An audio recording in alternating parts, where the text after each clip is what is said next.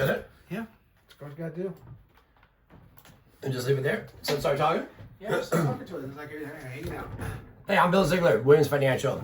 Many of you might have seen some of my advertisements on Facebook, on Instagram. With some of that feedback I've got a lot of questions as well. So I was hoping to go over some today and see if I can't help you in whatever situation you're in. One of the biggest questions I have is, what is a VA home loan and how does it differ from a conventional mortgage? Because of the fact that people did serve in the military, currently are serving in the military, or actually are a surviving spouse of someone who served in the military, the Department of Veteran Affairs actually insures and guarantees the mortgage for people to obtain, which that gives you the opportunity to get homes with lower down payments, lower credit requirements, and also less money. So some of the things I'd like to let people know is what you need to do to actually obtain a VA loan. The reason why it's good to get a VA loan is, like I said, for not only having a lower credit score, but also the fact you don't have to worry about mortgage insurance should you bring in less than 20%, which is required on a conventional loan. Things required to get a VA loan require, of course, proof of time in the military or active duty proof, which would mean a letter from your commanding officer if you are still active, or if you've been discharged, it'll be a copy of what's called a DD 214. You should have that in your discharge paperwork, and if you have problems obtaining that, you can always contact the local VA office to obtain that for you. Once you get that DD 214, then of course you want to verify what your benefits are. So through the VA portal, as a mortgage broker, we look up your information, social security number, date of birth, proof of that DD 214, and obtain what's called a certificate of eligibility. That certificate of eligibility lets you know how much you can qualify for. Different counties and different states, of course, carry a different loan amount that you can borrow up to. So it could be anywhere from $800,000 to 1.1 million, just depending on where you're going to buy and whether it's a 1, 2, 3, or 4 unit house. Any house you do purchase with the VA loan, you do have to buy that as your primary residence.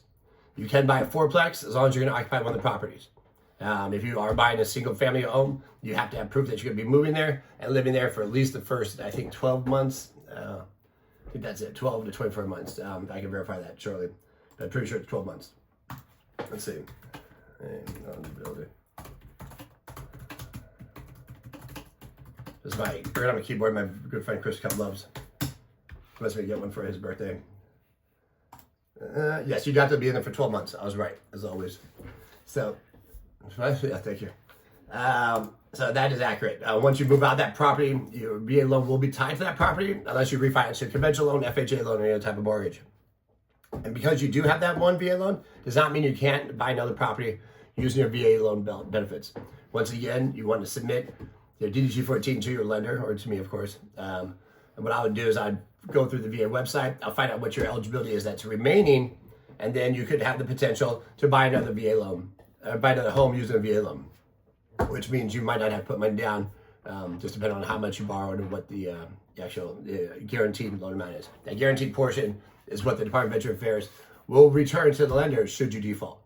So they'll pay up to 25% of whatever you default on. So if you owe $1 million, when the house goes default, they pay up to $250,000 of that loan amount, which makes banks a lot more willing to offer a VA loan, which means banks are also going to give you a lower interest rate for a VA loan because they know that it's a lot less risky than it would be if it's a conventional loan, FHA loan, one of those other crazy hard money loans and whatnot.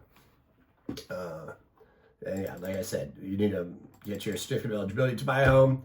Once that is done, then we can find out what you qualify for as far as your monthly income is against your debts. If you receive VA disability benefits, the VA disability benefits, not only is it a monthly stipend that you receive based on your eligibility percentage, which could be anywhere from $191 up to upwards of $4,700 a month, non-taxable, based on what your rating is for the Department of Veteran Affairs disability benefits.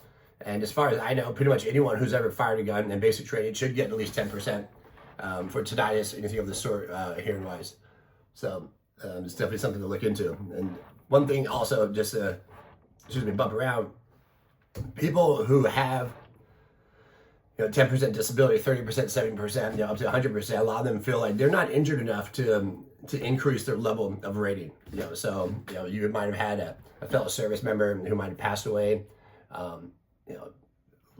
disemboweled, lost an arm, dismembered, anything of that sort. But it's not as if you're taking money from them. So just because someone was injured more than you doesn't mean that you don't deserve to get a higher level percentage of disability benefits. And you're not taking money out of anyone else's hands. That money is there for veterans. So there's no way they're going to run out of money. That's just not the way this program works. So always make sure that you get exactly what you're deserving when dealing with the Department of Veteran Affairs. That's the Department of Veteran Affairs. The VA funding fee. So the VA funding fee, which will be waived for you if you do receive any percentage of disability benefits, even at that 10%. And that VA funding fee is what helps lenders in the Department of Veteran Affairs actually continue to offer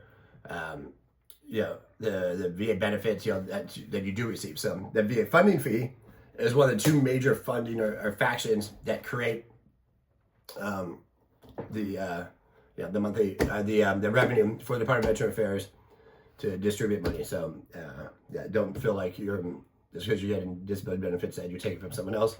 But if you are getting those disability benefits, you do not have to pay that VA funding fee. That VA funding fee is required on any refinance of a VA loan or purchase of a new property if you're not receiving disability benefits. So whether you're receiving 10 or 100%, you're not going to pay any disability benefits. Otherwise, you're going to pay anywhere from 0.5% on an interest rate reduction loan, which we'll get into later, which is called a VA IRRRL, all the way up to like 3.5%, 3.8% now, I think. I think that's the highest. That's if you're doing a cash out loan, VA funding fee ladder.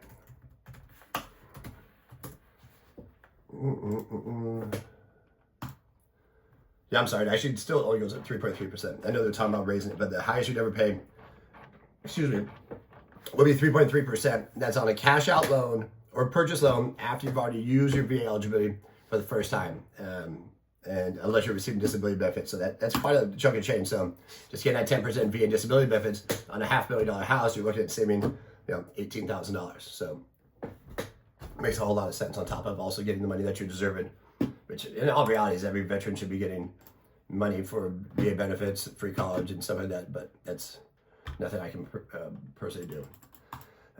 What type of property is going to be purchased? Like I said, it could be a single family home, it could be a condo, but it has to be VA approved.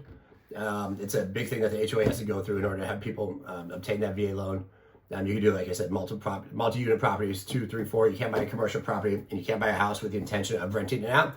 Unless, of course, you occupy one of the properties, as if it's a duplex, something of the sort. You can't use rent also in a single-family residence to offset any payment. So you buy a house, you're going to rent out 3 rooms, and no one gives a flying F about that. So, you still got to make that payment.